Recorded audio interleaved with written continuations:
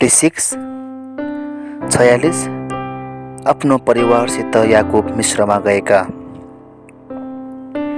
तब इस्राएल आफूसँग भएका सबै थोक लिएर हिँडे र बेर्सेबामा आएर आफ्ना बुबा इसाकका परमेश्वरको निम्ति बलिदान चढाए। अनि राति दर्शनमा परमेश्वरले इस्राएलसँग बोल्नुभयो र याकुब याकुब भनी तिनलाई बोलाउनुभयो। अनि तिनले भने, म यहीँ छु। उहाँले भन्नुभयो, म परमेश्वर तेरा बुबाका परमेश्वर हुँ। मिस्रमा जान नडरा, किनकि त्यहाँ म तँबाट एउटा ठुलो जाति बनाउने छु। म तँसँग मिस्रमा जानेछु र म तँलाई निश्चय नै फेरि फर्काइ ल्याउने छु। अनि तेरो मृत्यु हुँदा योसेफकै हातले तेरा आँखा छोपिदिनेछ, आफ्नो हात तेरो आँखामाथि राख्नेछ। त्यसपछि याकुब बेर्सेबाबाट हिँडे। इस्राएलका छोराले आफ्ना बुबा याकुब आफ्ना बालबच्चा र आफ्ना परिवारहरूलाई फारोले तिनलाई ल्याउन पठाएका गाडाहरूमा चढाएर लगे। आफ्ना गाईबस्तुहरू र कनान देशमा जम्मा गरेका मालसामानहरू लिएर याकुब र तिनका जम्मै परिवार मिस्रमा गए। याकुबले आफ्नो साथमा आफ्ना छोराहरू, नातिहरू, छोरीहरू र नातिनीहरू, तिनका सबै सन्तानलाई मिस्रमा लगे। मिस्रमा जाने इस्राएलका छोराहरू अर्थात् याकुब तिनका सन्तानहरूका नाउँ यिनै हुन्। याकुबका जेठा छोरा रुबेन, रुबेनका छोराहरू हानोक, पल्लु, हेस्रोन र सिमियोनका छोराहरू यमुएल, यामिन, ओहद, याकिन, सोहोर र कनानी। पत्नी तर्फका छोरा सोल। लेवीका छोराहरू गेर्सोन, कहात र मरारी। यहुदाका छोराहरू एर, ओनान, सेलह, फारेस र जेरह। तर एर र ओनान चाहिँ कनान देशमै मरे। फारेसका छोराहरू हेर्सोन र हामुल थिए। इसाखारका छोराहरू तोला, पुवा, यासुब र सिम्रोन। जुबलुनका छोराहरू सेरेद, एलोन र यहलेल। यिनीहरू चाहिँ याकुबबाट लेआले पधन आराममा जन्माएका छोराहरू, तिनकी छोरी दिना समेत हुन्। लेआबाट याकुबका छोराछोरी जम्मा 33 जना थिए। गादका छोराहरू सेफोन, हाग्गे, सुनी, यशबोन, एरी, अरोदी र अरेली। आशेरका छोराहरू हिम्ना, हिस्बा, इस्बी र बरिआ। तिनीहरूकी बहिनी सेयर थिइन्। बरियाका छोराहरू हेबेर र मल्किएल थिए। लाबानले आफ्नी छोरी ल्याहलाई दिएकी कमारी जिल्पापट्टिका याकुबका छोराछोरी यिनी हुन्। यिनीहरू जम्मा 16 जना थिए। याकुबकी पत्नी राहेलका छोराहरू योसेफ र बेन्यामिन। ओनका पुजारी पोतिफेराकी छोरी आसन तर्फबाट मिस्रमा जन्मेका योसेफका छोराहरू मनसे र एफ्राइम थिए।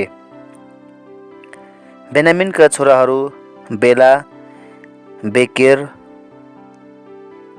अस्बेल, गेरा, नामान, यही, रोस, मुपिम, हुपिम र आर्द। राहेलबाट जन्मेका याकुबका छोराहरू यिनै हुन्। यिनीहरू जम्मा 14 जना थिए। दानका छोरा हुसिम, नप्तालीका छोराहरू यहसेल, गुनी, येसेर र सिलेम।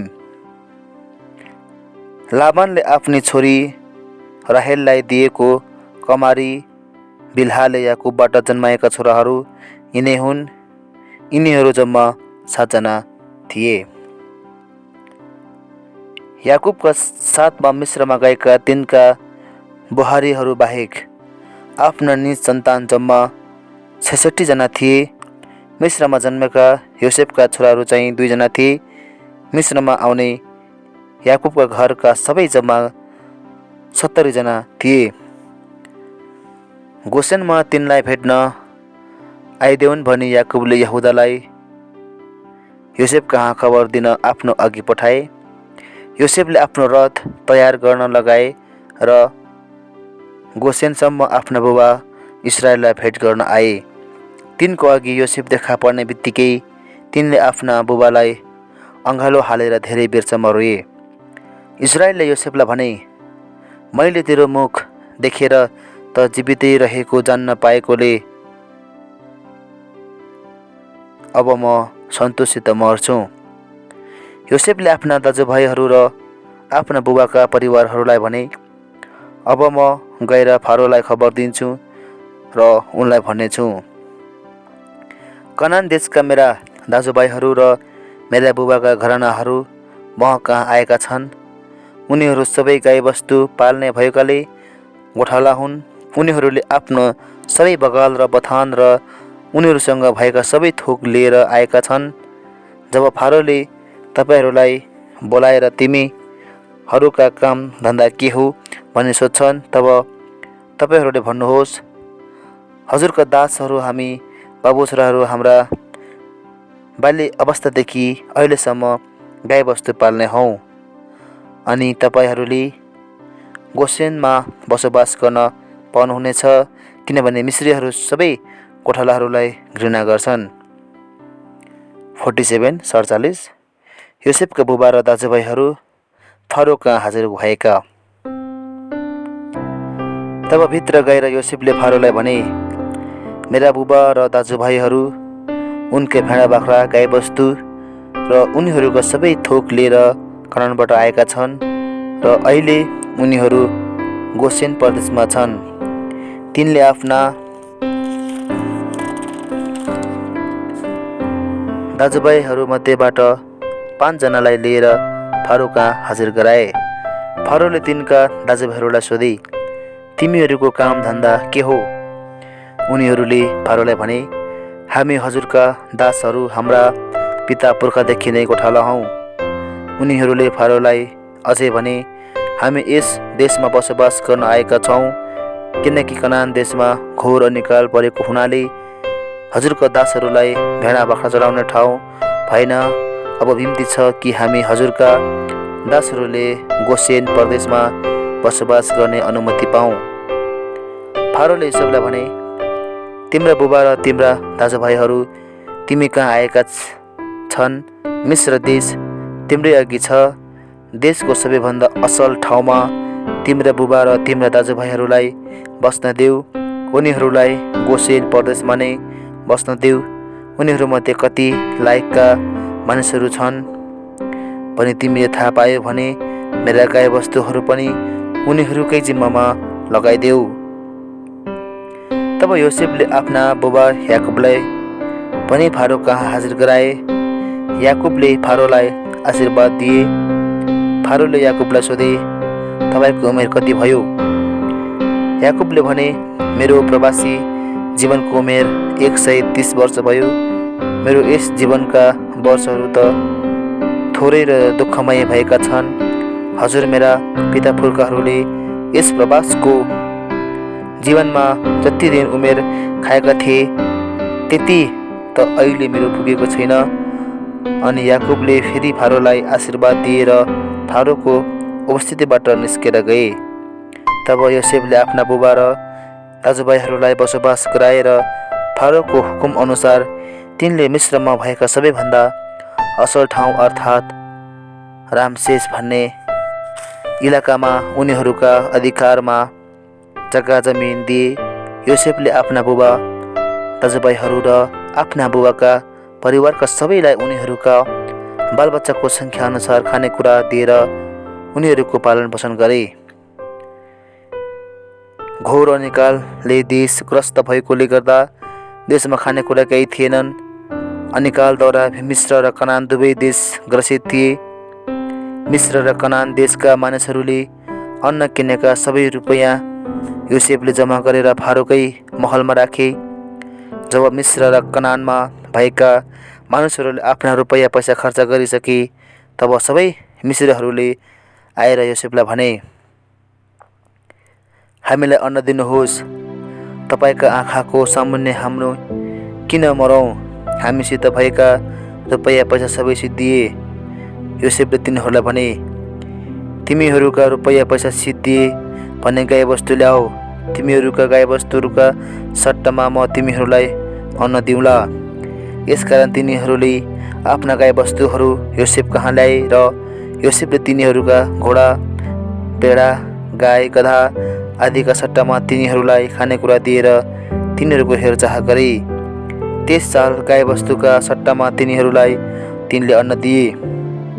त्यो साल बितेपछि अर्को साल आएर तिनीहरूले योसेफलाई भने, हाम्रा रुपैयाँ पैसा सबै सकिएको कुरा त हजुरलाई थाहै छ। गाईबस्तुका बथान पनि सबै हजुरकै भइसकेका छन्। अब हजुरको लागि हामीसँग हाम्रै जिउ र जग्गा जमिन बाहेक अरू केही छैन। हामी हजुरका आँखाको सामुन्ने किन नष्ट हुने? हामी र हाम्रा जमिन पनि हामीलाई अन्न दिएर हाम्रा जमिन समेत हामीलाई किन्नुहोस् र हामी आफ्ना जग्गा जमिन समेत फारोका कमारा कमारी हुनेछौँ। हामीलाई बिउ दिनुहोस् र हामी जीवित रहनेछौँ र हाम्रा जग्गा जमिन पनि उजाड हुने छैनन्। यसरी योसेफले मिस्रका सबै जग्गा जमिन फारोको निम्ति किने। त्यहाँ घोर अनिकाल परेको हुनाले सबै मिस्रीहरूले आफ्ना जग्गा जमिन बेचे। यसरी जग्गा जमिन फारोको भयो। मिस्रको एक छेउदेखि अर्को छेउसम्मका सबै मानिसहरूलाई तिनले कमरा बनाए। तर पुजारीहरूका जग्गा जमिन तिनले किनेनन्, किनभने पुजारीहरूलाई फारोबाट अन्नको हिस्सा तोकिएको थियो र फारोले दिएकै हिस्साबाट तिनीहरूले खान्थे। यसकारण तिनीहरूले चाहिँ आफ्ना जग्गा जमिन बेच्नु परेन। योसेफले प्रजाहरूलाई भने, हेर, आज मैले फारोको निम्ति तिमीहरूका जग्गा जमिन र तिमीहरूलाई पनि किनेको छु।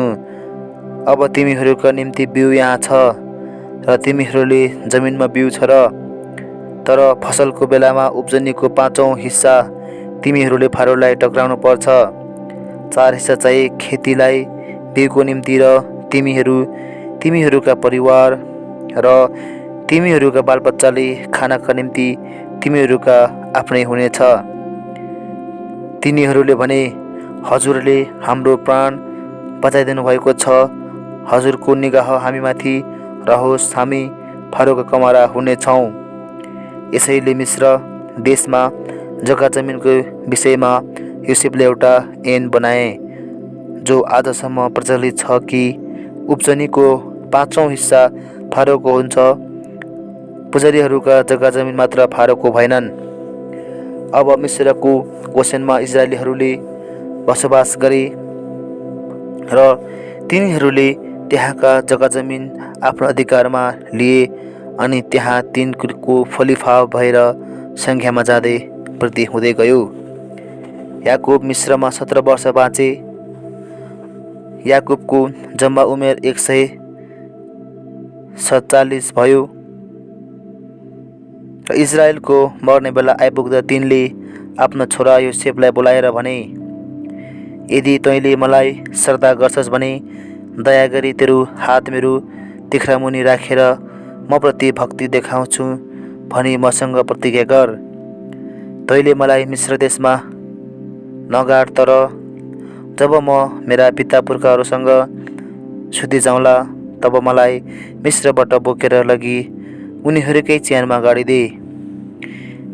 तिनले भने, तपाईँले भन्नुभयो बमोजिम म गर्नेछु। फेरि याकुबले भने, मसँग शपथ खा। अनि योसेफले शपथ खाए। तब इस्राएल आफ्नो पलङको सिरानमा घप्टो परे। याकुबले मनसे र एफ्राइमलाई आशीर्वाद दिएका। 48। केही समयपछि हजुरका पिता बिरामी हुनुहुन्छ भनेर कसैले योसेफलाई खबर दियो। यसकारण आफ्ना 2 छोरा मनसे र एफ्राइमलाई आफ्नो साथमा लिएर तिनी याकुब कहाँ गए। अनि तपाईँका छोरा योसेफ तपाईँलाई गर्न आएका छन् भन्ने खबर कसैले याकुबलाई सुनायो। तब इस्राएल आफ्नै बल गरेर पलङमा बसे। याकुबले योसेफलाई भने, सर्वशक्तिमान परमेश्वर कनान देशको लुजमा म कहाँ देखा पर्नुभयो र उहाँले मलाई आशीर्वाद दिएर भन्नुभयो, हेर म तँलाई फल्दो फुल्दो बनाउने छु र सङ्ख्यामा तेरो वृद्धि गराउने छु। तँबाट म जातिहरूको समूह उत्पन्न गर्नेछु र तँपछि तेरा सन्तानलाई यो देश अनन्तसम्म अधिकार गर्न दिनेछु।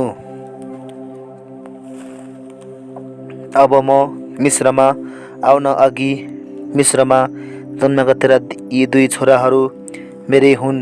रुबेन र सिमियोन चाहिँ एफ्राइम र मनसेले मेरै हुनेछन्। तिनीहरूभन्दा पछि जन्मेका सन्तानहरू चाहिँ तेरा हुनेछन्।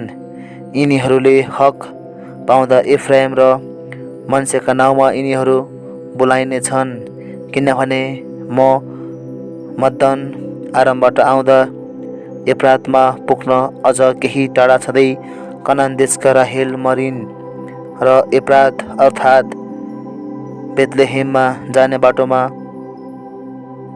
मैले तिनलाई गाडे।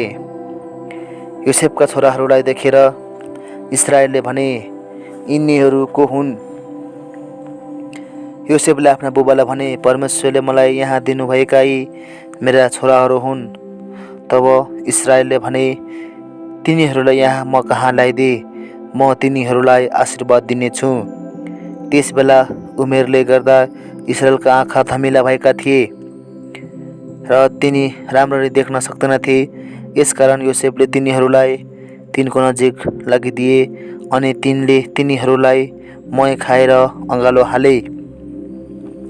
इस्राएलले योसेफलाई भने, मैले त तेरो मुख देख्न पाउला भनी ठानेकै थिइनँ, तर हेर मलाई तेरा सन्तान पनि परमेश्वरले देख्न दिनुभयो। तब योसेफले तिनीहरूलाई इस्राएलका खुट्टाबाट हटाएर तिनले भुइँमा घप्टो परेर साष्टाङ्ग प्रणाम गरे। योसेफले ती दुवैलाई लिएर एफ्राइमलाई आफ्नो दाहिनेपट्टि र इस्राएलको देब्रेपट्टि र मनसेलाई आफ्नो देब्रेपट्टि र इस्राएलको दाहिनेपट्टि पर्ने गरी इस्राएलको नजिक ल्याए। तर इस्राएलले आफ्नो दाहिने हात पसारेर कान्छा एफ्राइमको टाउकोमा राखे र मनसे जेठा भए पनि यिनको टाउकोमा इस्राएलको आफ्नो देब्रे हात राखे।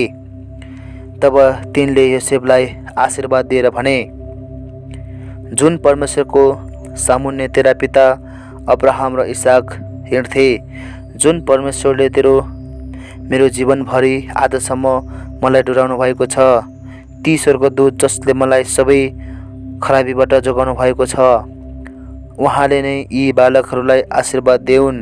यिनैमा मेरो नाउँ अमर भइरहोस् र मेरा पिता अब्राहम र इस्राएलका नाउँ अमर रहून् र पृथ्वीमा यिनीहरू अनगन्ती भई सङ्ख्यामा बढुन्।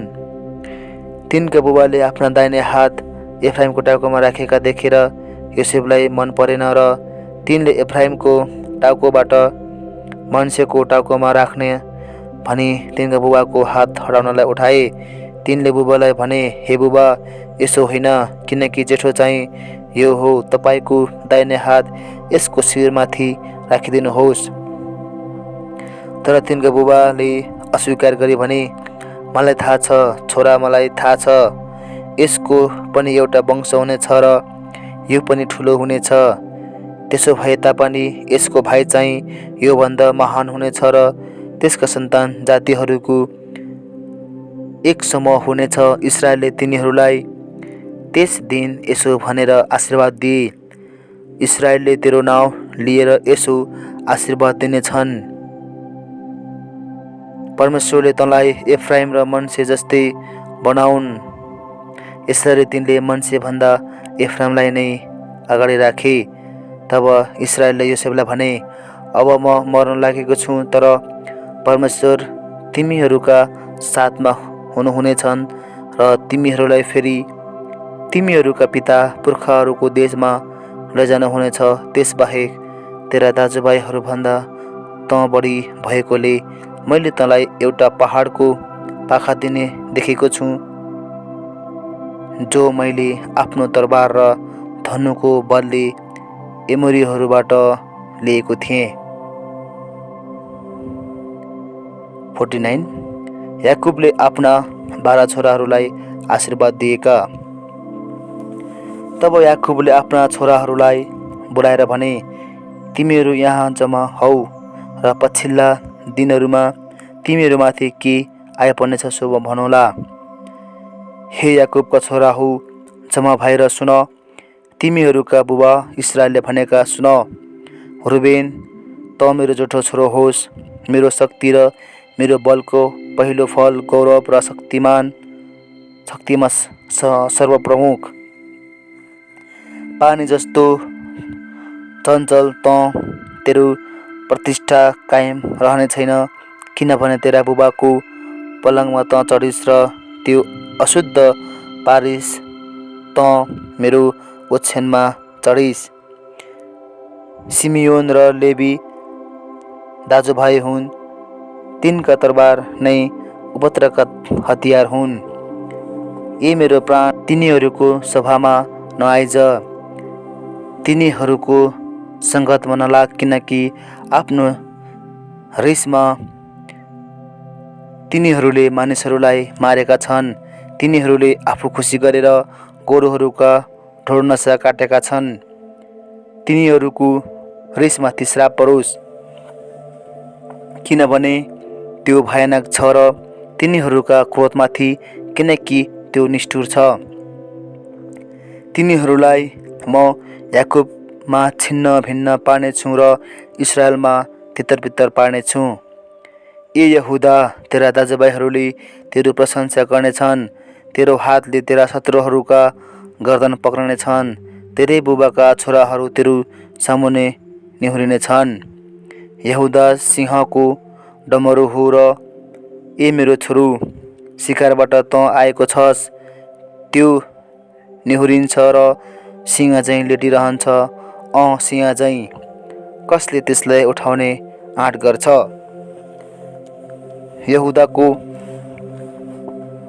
हातबाट राजदण्ड हट्ने छैन, राज्य चलाउनेको लाठी त्यसका खुट्टाका बीचबाट हट्ने छैन, जबसम्म त्यसका मालिक आउँदैनन् र जातिहरू उहाँको आज्ञाकारी बन्नेछन्।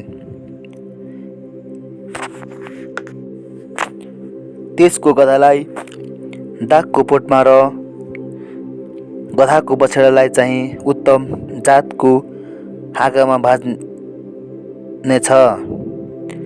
त्यसले आफ्ना लुगाहरू दागमतमा, आफ्ना पोसाक अङ्गुरको रसमा धुनेछन्। त्यसका आँखा दागमतभन्दा काडा र त्यसका दाँत दुधभन्दा सेता हुनेछन्। जुबुलुनको बास समुद्रको किनारामा हुनेछ, जहाजहरूका निम्ति त्यो बन्दरगाह हुनेछ र त्यसको सिमाना सिदोनसम्म हुनेछ।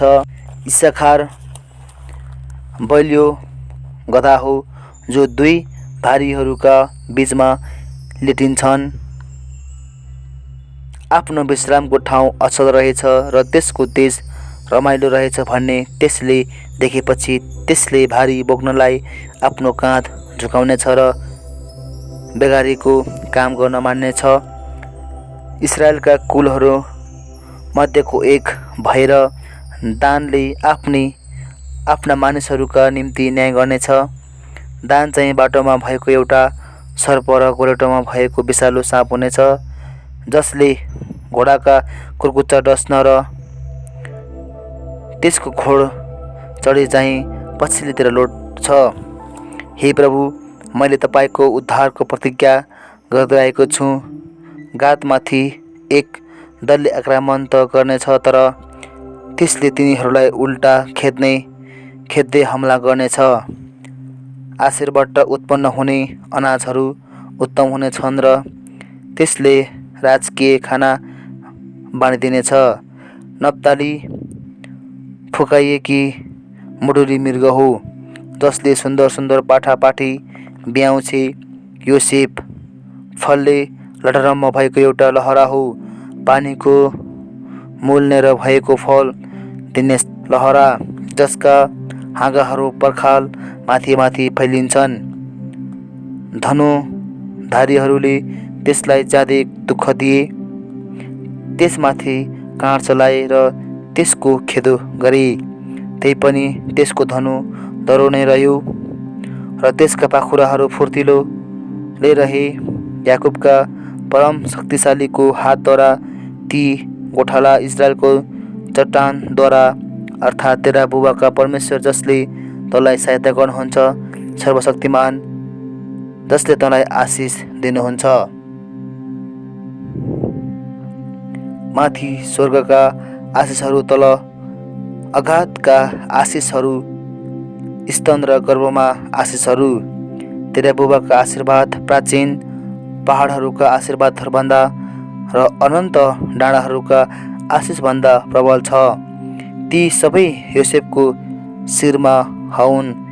त्यसका दाजुभाइहरूमध्येका प्रधानको शिरमा बेन्यामिन त एउटा फहराउने ब्वाँसो हो।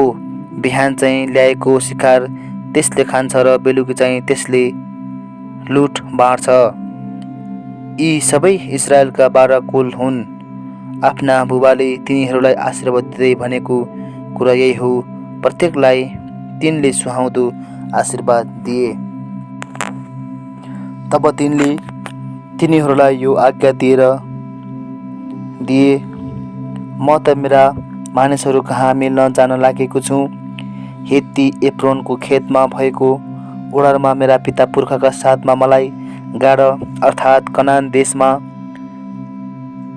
मम्रेनेरको मकपेलाको खेतमा भएको ओडार र अब्राहमले हित्ती एप्रोनको हातबाट खेत समेत चिहान बनाउनलाई किनेका थिए।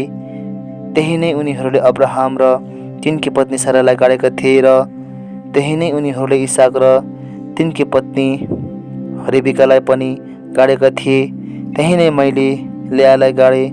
त्यो खेत र त्यहाँ भएको ओडार हित्तीहरूको हातबाट किनेको हो। छोराहरूलाई यो आज्ञा दिइसकेपछि याकुबले आफ्ना खुट्टा ओछ्यानमा पसारेर आफ्नो प्राण त्यागे र आफ्ना पिता पुर्खाहरूसँग मिल्न गए। 50 याकुबलाई गाडेको। योसेफ आफ्ना बुबामाथि गप्टो परेर रोए र तिनलाई मही खाए। तब योसेफले आफ्नो सेवामा हुने वैद्यहरूलाई आफ्ना पिताको लासमा सुगन्धित लेप मल्ल लगाए। यसकारण ती वैद्यहरूले इस्राएलको लासमा सुगन्धित लेप मले। त्यसको निम्ति 40 दिन लागेको थियो, किनकि सुगन्धित लेप ल्याउन यति नै दिन लाग्थ्यो। तिनको निम्ति मिश्रीहरूले पनि 70 दिन शोक मनाए। तिनको निम्ति शोक मनाउने दिन बितेपछि योसेफले फारोका भारदारहरूसँग यसरी कुरा गरे, यदि तिम्रो निगाह ममाथि छ भने कृपा गरी यो मेरो कुरा फारो कहाँ लगिदेऊ। मेरा बुबाले मलाई यसो भनेर शपथ खान लाउनुभयो, म मर्न लागेको छु। कनान देशमा म आफैले खनेर बनाएको मेरो च्यानमा मलाई गाड्नुहुन्। यसकारण कृपा गरी गएर मेरा बुबालाई त्यहीँ गाडेर फर्क्याउन पाऊँ। फारोले जवाब दिए, तिमीलाई उनले शपथ खान लगाए बमोजिम गर, गएर तिमीरा बुबालाई गाड। यसैले आफ्ना बुबालाई गाड्न योसेफ गए। तिनका साथमा फारोका सारा अधिकारीहरू, उनका भारदारहरू र मिश्रका सबै मुख्य मानिसहरू, साथै योसेफका परिवारका सबै र तिनका दाजुभाइहरू र तिनका बुबाका परिवारका सबै गई। केवल तिनीहरूका बालबच्चा तिनीहरूका बगाल र पथानहरू गोसेन प्रदेशमा नै छोडिएर रहे। तिनका साथमा रथहरू र घोडा चरीहरू पनि गए। त्यो एउटा ठुलो मलामीको समूह थियो। जब तिनीहरू यर्दन नेरको आतातको खोलामा आइपुगे तब तिनीहरूले साह्रै अफसोस गरेर रुवाबासी गरे। अनि त्यहाँ योसेफले 7 दिनसम्म आफ्ना बाबुको निम्ति विलाप गरे। त्यस देशका बासिन्दा कनानीहरूले आतातको खोलामा गरेको विलाप देखेर भने यो त मिस्रीहरूको ठुलो विलाप रहेछ। यसकारण यर्दन नेरको त्यस ठाउँको नाउँ हाबिल मिस्रैम राखियो। त्यो यर्दन पारिपट्टि छ। यसरी याकुबले तिनीहरूलाई आज्ञा गरे बमोजिम छोराहरूले गरी तिनका छोराहरूले तिनलाई कनानसम्म पुर्याएर हित्ती एप्रोनसँग खेत समेत अब्राहमले चियान बनाउनलाई किनेको ओडार अर्थात् मम्रे नेरको मक्पेलाको खेतमा भएको ओडारमा तिनलाई गाडे। आफ्ना बुबालाई गाडिसकेपछि आफ्ना दाजुभाइहरू र आफ्ना बुबालाई गाड्न तिनीसँग गएका सबैका साथमा योसेफ मिस्रमा फर्के। बुबाको मृत्यु भएको देखेर योसेफका दाजुभाइहरूले आपसमा भने, सायद अब योसेफले हामीसँग दुश्मनी गर्नेछ र हामीले उसलाई गरेका सबै खराबीको बदला लिनेछ।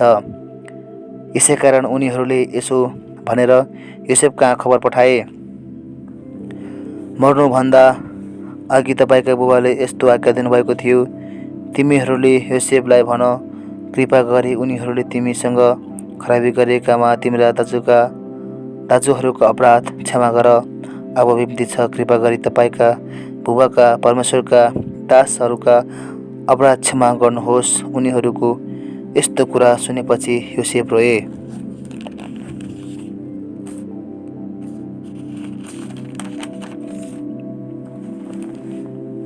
तिनका दाजुहरू पनि आएर तिनका सामुन्ने खप्टो परेर भने, हेर्नुहोस्, हामी तपाईँका दास हौँ। तर योसेफले उनीहरूलाई भने, नडराऊ, के म परमेश्वरको स्थानमा छु र?